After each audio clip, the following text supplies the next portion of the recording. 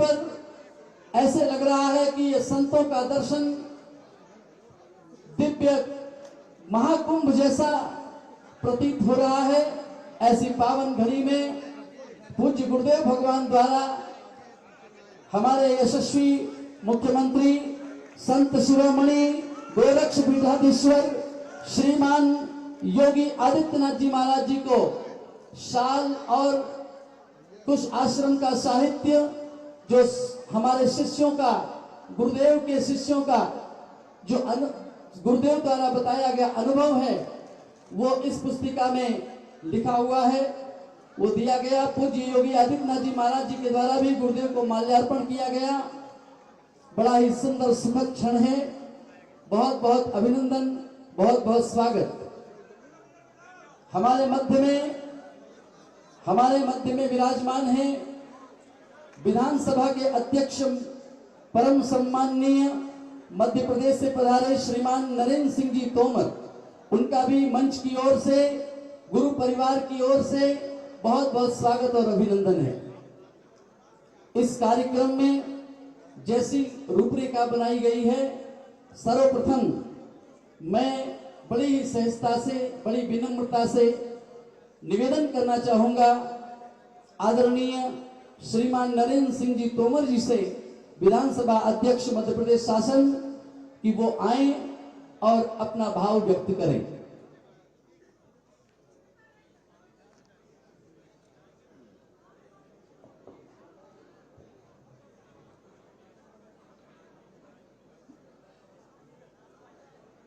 बोलो राज राजेश्वरी मैया की, बोलो राज राजेश्वरी मैया की, ललिता देवी की, नैमी शरण तीर्थ की, भारत माता की। आज के इस शुभ अवसर पर कार्यक्रम के मुख्य अतिथि के रूप में विराजमान इस उत्तर प्रदेश की आन बान शान का प्रतीक और पूरे भारतवर्ष में कोटि कोटि जनों के हृदय पर राज करने वाले हिंदू हृदय सम्राट गोरक्ष पीठाधीश्वर परम पूज्य योगी आदित्यनाथ जी महाराज, जिनकी प्रेरणा से हम सब लोग यहाँ एकत्रित हुए हैं और ये पूरा भव्य और दिव्य तीर्थ आकार ले रहा है। ऐसे हम सब के श्रद्धा के केंद्र, आदर के केंद्र राज राजेश्वरी मैया के साधक, जिन्होंने नर्मदा जी में बीज धार में 14 वर्ष तक नाव में रहकर साधना की, ऐसे परम पूज्य षणमुखानंद जी महाराज, मंच पर विराजमान सभी पूज्य संतगण और इस अवसर पर उपस्थित देवी और सज्जनों, आज निश्चित रूप से मेरे लिए भी ये सौभाग्य का क्षण है जब हीरापुर वाले स्वामी जी की प्रेरणा से, उनके आशीर्वाद से मैं इस परम पुनीत अवसर का साक्षी बन पा रहा हूं। हम सब जानते हैं कि हमारे जीवन में धर्म का महत्वपूर्ण स्थान है। मैं ये कहूं तो अतिशयोक्ति नहीं होना चाहिए, धर्म के बिना जीवन शून्य जैसा है। और जब हम उत्तर प्रदेश के बारे में विचार करते हैं तो उत्तर प्रदेश की भूमि तो धर्म भूमि है। आज हम सब लोग भगवान प्रभु राम लला के दर्शन कर पा रहे हैं, काशी विश्वनाथ जी के दर्शन कर पा रहे हैं, गोरखनाथ भगवान के दर्शन कर पा रहे हैं। कृष्ण जन्मभूमि के दर्शन कर पा रहे हैं और नैमित शरण तीर्थ का भी जो लगातार विकास हो रहा है, इस पूरे विकास में निश्चित रूप से उत्तर प्रदेश की सरकार, मुख्यमंत्री योगी आदित्यनाथ जी महाराज, प्रधानमंत्री नरेंद्र मोदी जी की प्रेरणा और आप सबकी श्रद्धा से पूरा उत्तर प्रदेश एक नया आकार ले रहा है। वैसे तो नैमिषारण्य की धरती यह अपने आप में तीर्थ ही है, शक्तिपीठ है, भगवान की स्थली है।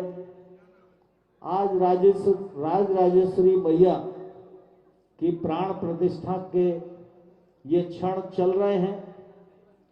यह दिव्यता नैमिषारण्य तीर्थ में और जुड़ रही है। इसके कारण निश्चित रूप से इस तीर्थ के प्रति श्रद्धा और आदर में और चार चांद लग जाएंगे। मुझे प्रसन्नता है कि स्वामी षण्मुखानंद जी महाराज ने मुझे निर्देश दिया कि इस पल के साक्षी अगर योगी आदित्यनाथ जी बने तो मुझे बहुत प्रसन्नता होगी। और जब उनका निर्देश था और उन्होंने साथ में यह भी कहा कि जब लोकतंत्र में धर्म का राज होता है तो राज करने वाला भी धर्मपरायण होता है, और जब धर्मपरायण मुख्यमंत्री हो तो फिर इस पल का साक्षी तो उन्हें बनना ही चाहिए। मैंने जब स्वामी जी का आग्रह योगी जी के चरणों में पहुंचाया, मैं बहुत आभारी हूं। उन्होंने उदार मन से अपनी स्वीकृति प्रदान की। आज वो हम सबके सम्मुख उपस्थित हैं। मैं महाराज जी के चरणों में भी प्रणाम करता हूं और योगी आदित्यनाथ जी महाराज का भी हृदय से बहुत बहुत स्वागत करता हूं और उनका आभार प्रकट करता हूं। बहुत बहुत धन्यवाद।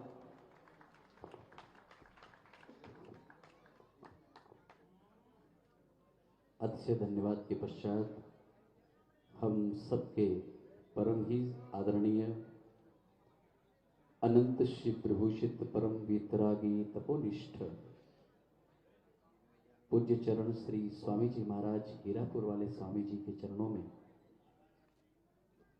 प्रणाम करते हुए मैं निवेदन करूंगा कि आप श्री भी दो शब्द, दो आशीर्वाद के रूप में हम सबके मध्य में हमें प्राप्त कराएं। पूज्य गुरुदेव भगवान।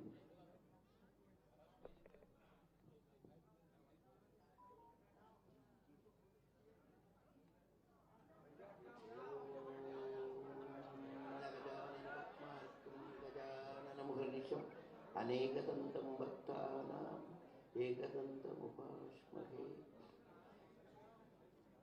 मंच पर विराजमान हमारे योगी आदित्यनाथ जी महाराज और ये सदगण भारत का कोने कोने से है। ये संतों के बीच में महाराज जी विराजमान हुई। ये दृश्य देखने का अवसर भगवान मुझे दिया है। ये इस भूमि पर ये दिव्य स्थान जगदम्बा के नाम से बनाया गया। ऐसे कृपा हुई इस उत्तर प्रदेश का प्रमुख का रूप में इस समय एक योगी विराजमान है। अच्छा, उसी समय ये कार्यक्रम हो रहा है। मेरी भावना था इसमें वो भी साक्षी बन जाए। अच्छा, तोमर जी कई वर्षों से हमारे सेवा में है। उनसे हमने निवेदन करा, आप ये निवेदन, हमारा निवेदन पहुंचा देना, शायद मैया का इच्छा हो तो हो जाएगी। ऐसा देखो तोमर जी ने उसको सफल करवाया। अच्छा, फिर जगदम्बा ही सब करती है, निमित्त तोमर जी बना है। फिर महाराज जी भी बड़ा सरलता से पहले वाले स्वीकृति दे दिया है। ये बहुत बिजी रहती। हमारे तो एक बात याद आ रहा था, गीता जी का एक बात ऐसा है, यदा यदा हि धर्मस्य ग्लानिर्भवति भारत, यदा यदा हि धर्मस्य ग्लानिर्भवति भारत अभ्युत्थानम् अधर्मस्य तदात्मानं सृजाम्यहम्। परित्राणाय साधूनां विनाशाय च दुष्कृतां धर्म संस्थापनार्थाय संभवामि युगे युगे। परित्राणाय साधूनां, इस सप्ताह हमारे योगी जी का हम सुनते रहता हूँ। हम मीडिया से बहुत दूर रहता हूँ, मीडिया में देख नहीं पाता हूँ, बाकी हम सुनते रहता हूँ। आपका वो कार्य क्षेत्र मुझे मेरे वही श्लोक याद आता है, परित्राणाय साधूनां विनाशाय च दुष्कृतां धर्म संस्थापनार्थाय संभवामि युगे युगे। कब भगवान कह के गया भैया समय समय पर धर्म की स्थापना करने के लिए दुष्टों का विनाशाय च दुष्कृताम, दुष्टों का नष्ट करने के लिए धर्म संस्थापनार्थाय, धर्म का स्थापना करने हेतु ये अर्जुन हम बार बार अवतार लेता हूँ। ये भगवान गीता जी में अर्जुन से बोला है, लेकिन वो तो हमने गीता जी में पढ़ा, लेकिन हमारे गुरुदेव कहते थे बोले भगवान बड़ा काम करना हो, बहुत बड़ा क्षेत्रफल हो, स्वयं अवतार लेते ही है। अकल के कुछ सीमित काम है, सीमित क्षेत्रफल है, फिर भगवान संतों का अंश अवतार के रूप में भेजते हैं। अब वो संतों की हमारे गुरुदेव की वाणी हमारे अंदर गूंज रहा है आज के दिन। गुरुदेव ने कई संतों का अपने अंश अवतार के रूप में भगवान भेजते हैं। आज का अभी हम ये कई वर्षों अभी दूसरी पीरियड चल रहा है हमारे योगी जी का, एक पंचवर्षीय पूरा हो गए ऐसे कुछ याद है। अब देखिए, क्योंकि हम मीडिया से बहुत दूर रहता हूँ, इसका क्लियर जानकारी नहीं रख पाता हूँ।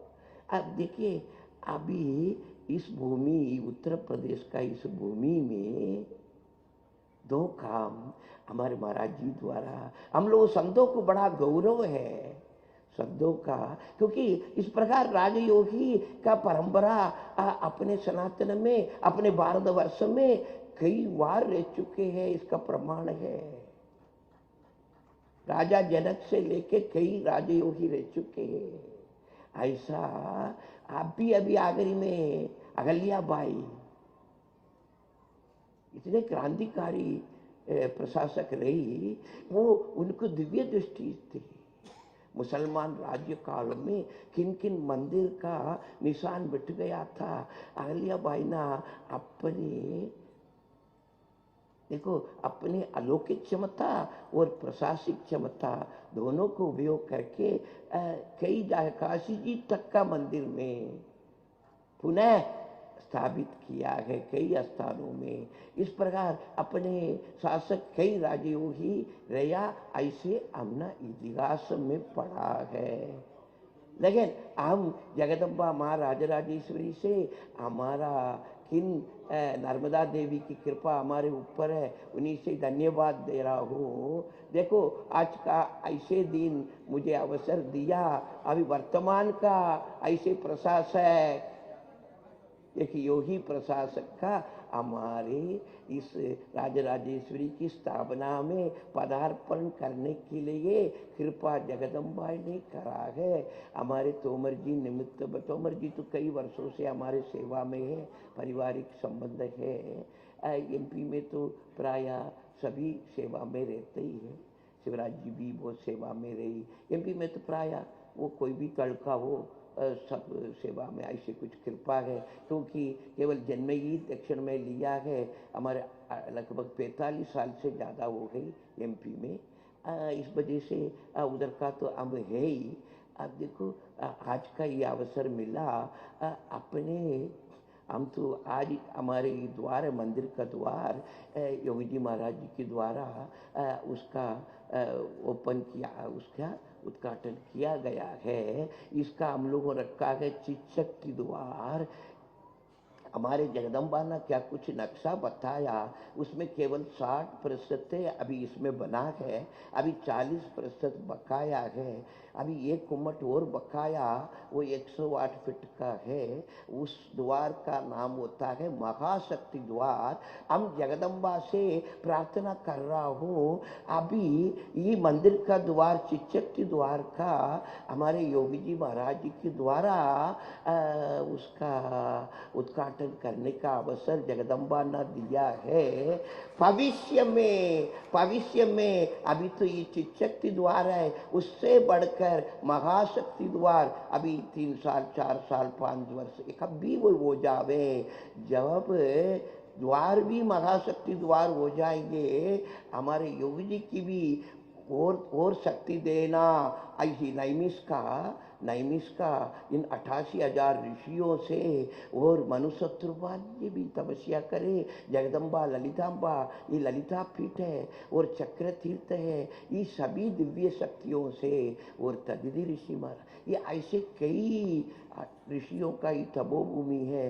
इन ऋषियों के रजगण से हम प्रार्थना कर रहा हूँ और हमारे माँ जगदम्बा राजराजेश्वरी से और हमारा नर्मदा मैया से और हमारे गुरुदेव से प्रार्थना कर रहा हूँ। ये मंदिर का द्वार तो चिच्चक्ति द्वार से महाशक्ति द्वार हो जाएंगे, जब भी हम हमारे योगी जी आदित्यनाथ जी की द्वारा पुनः उसको भी उद्घाटन करने के अवसर दे।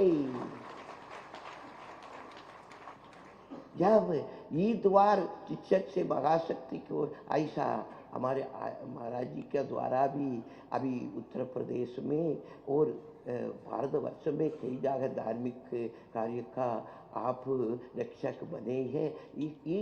इस प्रकार महाराज जी का वो पावर कैरियर जगदम्बा ने बनाया, शक्तिमान बनाया, ऐसे आगे जाए के इस प्रकार और भी महाराज जी की शक्ति और धीरे धीरे बढ़ते जाए। हमारे सभी साधु समाज की तरफ से, ऋषि मुनियों की तरफ से हम प्रार्थना कर रहा हूँ, आपका शक्ति और बढ़ते जाए, आप और शक्तिमान बने, आप और पावर कैरियर बने।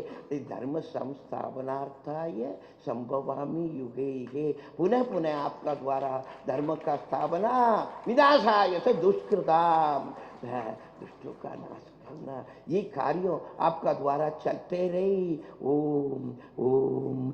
इस कार्य में आपने समय दिया, हम क्या बताए, ये तो आप भी निमित्त है, हमारे तोमर जी भी निमित्त है, हम भी निमित्त है। कोई कुछ नहीं करा, सब उन्हीं का ईश्वरीय पूर्व आयोजित योजना में अपने अपने पाठ आज बजा दिया है। फिर भी लोकाचार में हम धन्यवाद दे रहा हूँ। ओम ओम ओम।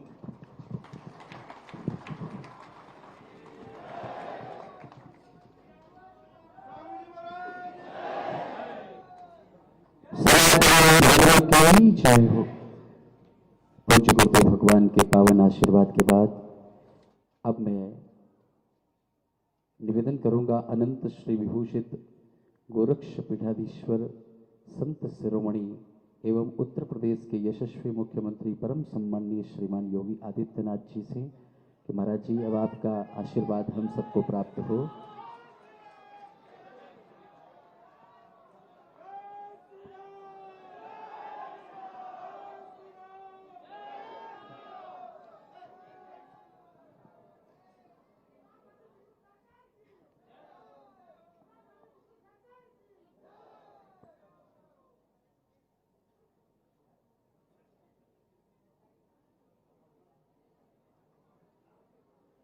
श्री श्री राज राजेश्वरी मंदिर श्री स्कंद आश्रम के आज के इस भव्य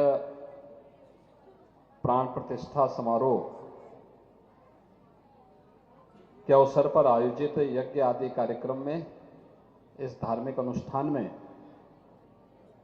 जिनका सानिध्य यहाँ के श्रद्धालु जनों को प्राप्त हो रहा है, ऐसे पूज्य संत स्वामी षणमुखानंद पुरी जी महाराज हीरापुर वाले, मंच पर उपस्थित अयोध्या धाम से पधारे जगतगुरु रामानुजाचार्य, सुग्रीव किलाधीश पूज्य स्वामी विश्वेश प्रपन्नाचार्य जी महाराज, जगतगुरु रामानंदाचार्य कामतगिरी पीठाधीश्वर स्वामी राम स्वरूपाचार्य जी महाराज, जबलपुर मध्य प्रदेश से पधारे पूज्य संत नरसिंह पीठाधीश्वर स्वामी नरसिंह दास जी महाराज, स्वामी विद्या चैतन्य जी महाराज, मंच पर विराजमान हमारे सभी पूज्य संतजन, जिनकी प्रेरणा से और जिनके आग्रह पर आज मुझे इस कार्यक्रम में आने का सौभाग्य प्राप्त हुआ है, पूर्व केंद्रीय मंत्री, मध्य प्रदेश विधानसभा के माननीय अध्यक्ष माननीय श्री नरेंद्र सिंह तोमर जी, हमारे लोकप्रिय सांसद श्री अशोक कुमार रावत जी, विधान परिषद सदस्य श्री पवन सिंह चौहान जी, माननीय विधायकगण श्री रामकृष्ण भार्गव जी, ज्ञान तिवारी जी, मनीष रावत जी, निर्मल कुमार वर्मा जी, जिला पंचायत के अध्यक्ष श्रीमती श्रद्धा सागर जी, भारतीय जनता पार्टी के जिला के अध्यक्ष श्री राजेश शुक्ला जी,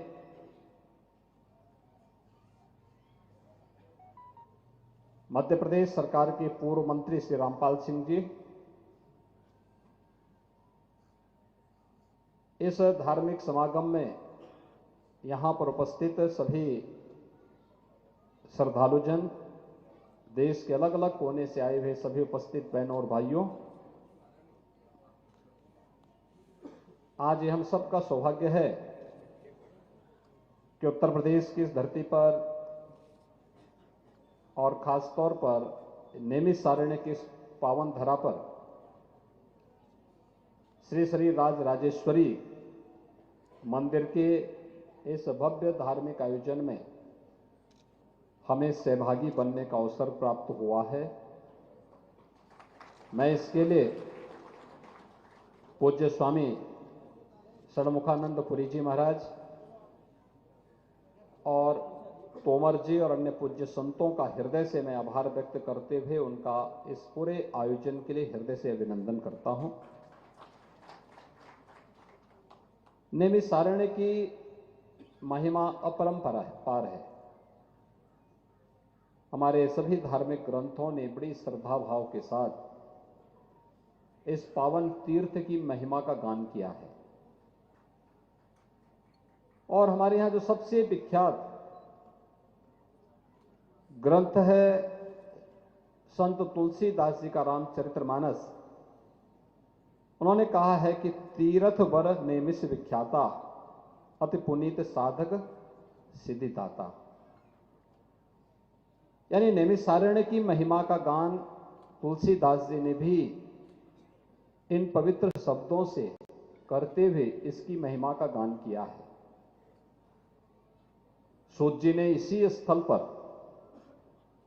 हजारों वर्ष पहले 18 पुराणों को शौनक आदि ऋषियों को सुनाया था।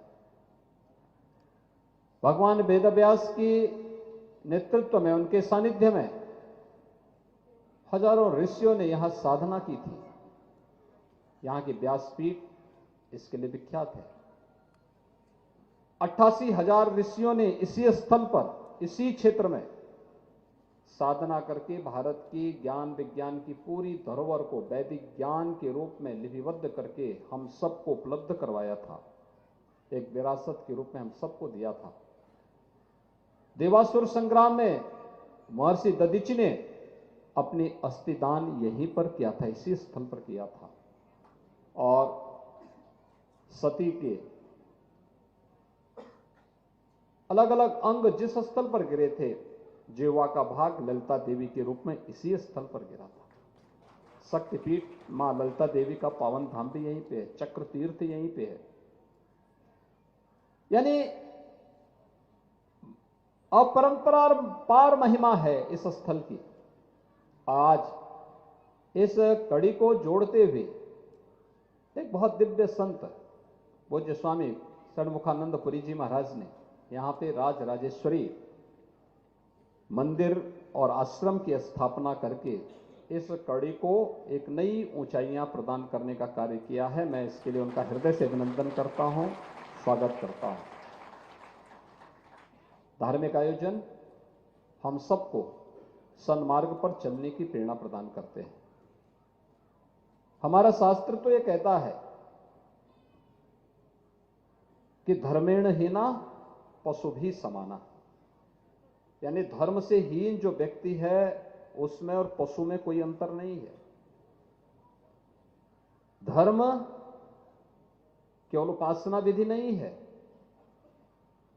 धर्म जो हमको अच्छे मार्ग पर चलने की प्रेरणा देता है। धर्म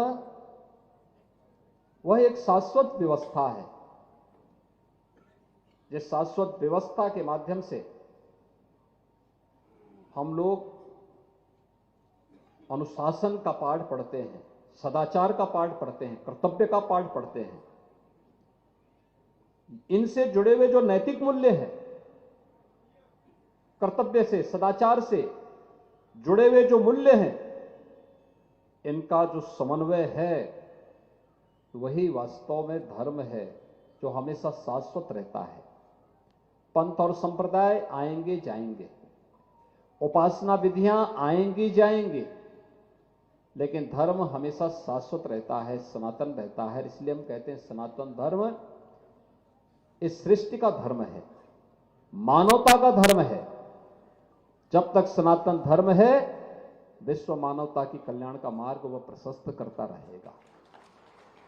अगर सनातन धर्म पर खतरा आएगा तो विश्व मानवता पर खतरा आएगा।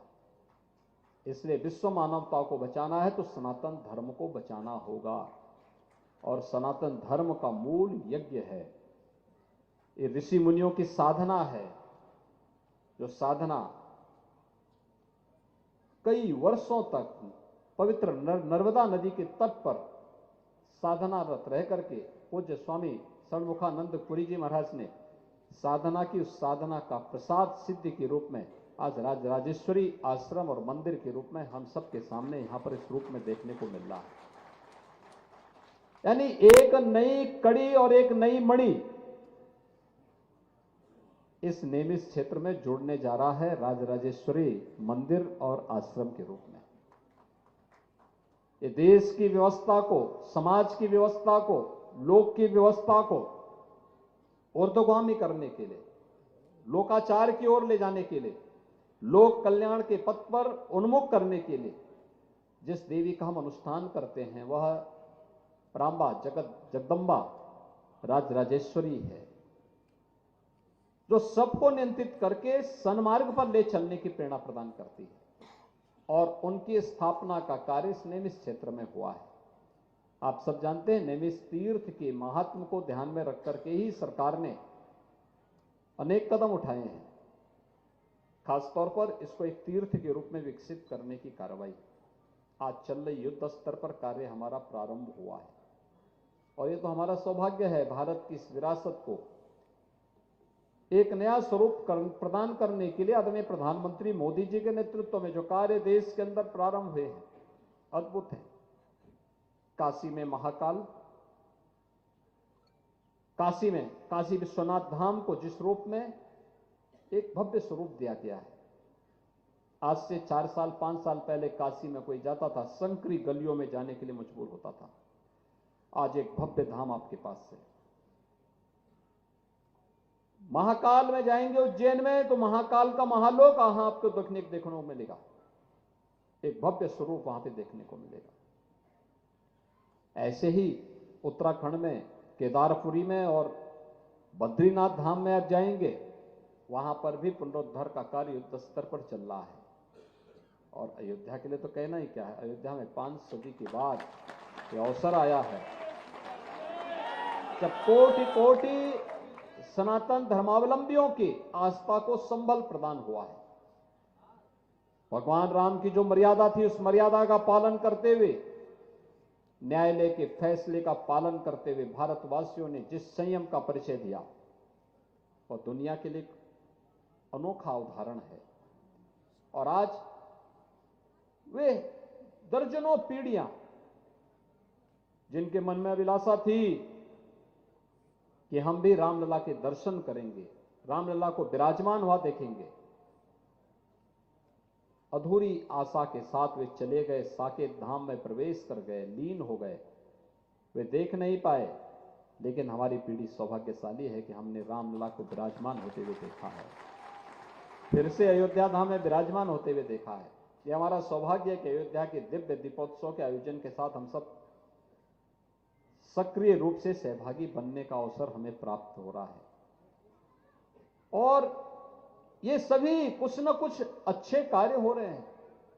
इन अच्छे कार्यों से हम सबको भी प्रेरणा लेनी चाहिए, हम सब भी इस कार्य के साथ सहभागी बने। इन धार्मिक आयोजनों के साथ साथ समाज के निर्माण के लिए, लोक कल्याण के लिए हम भी आगे आकर कार्य करें।